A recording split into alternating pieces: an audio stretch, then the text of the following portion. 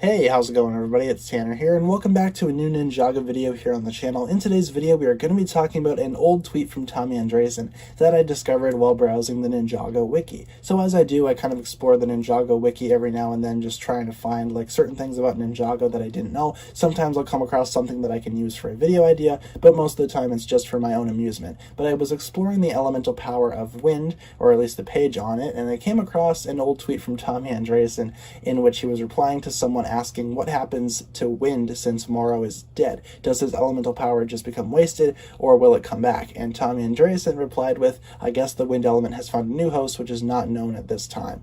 So that's kind of a big thing. This kind of implies that elemental powers can also just be passed on through other means rather than just being passed on genetically. But in a way, we kind of knew this already. If there is another wind elemental master out there right now, it's no surprise that he or she would have obtained wind just randomly throughout some random course, because if elemental powers don't get passed on genetically, I believe it's safe to say that they will go ahead and seek out another host to go ahead and use that specific elemental power. And again, we have proven in the past that elemental powers can also just be passed down through other means rather than genetics, hence why Zane has the elemental power of ice. The original Ice Master didn't really have any descendants, so he kind of chose to pass it on to Zane. So I have a feeling that elemental powers now, especially with this information that we have from Tommy Andresen, they are able to go ahead and be passed down genetically, or just passed to another user, whether or not the original user chooses them or not. For example, Zane was chosen to go ahead and harness the elemental power of ice, while this new wind user was not chosen but still got the wind power anyway,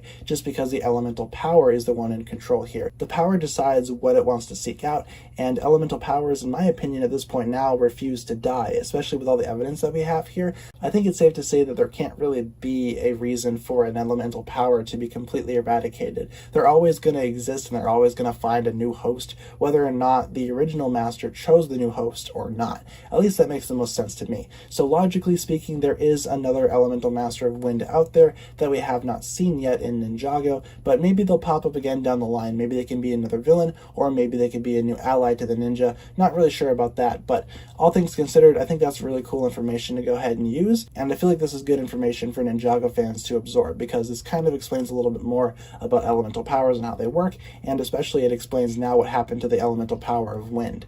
So thanks a lot for watching this video, guys. Let me know down below in the comments what you think about this. Do you feel like there is another wind master out there? Why or why not? Leave all your thoughts down below, and I look forward to reading what you guys come up with. With all that being said, be sure to like, comment, subscribe, do all that fun stuff, and check out the links down below in the description for my other forms of social media. As always, big shout out goes out to my Patreon supporters, including once again the marvelous Jan. Thank you guys so much for watching this video once again. My name is TannerFishies, and with that I bid you farewell.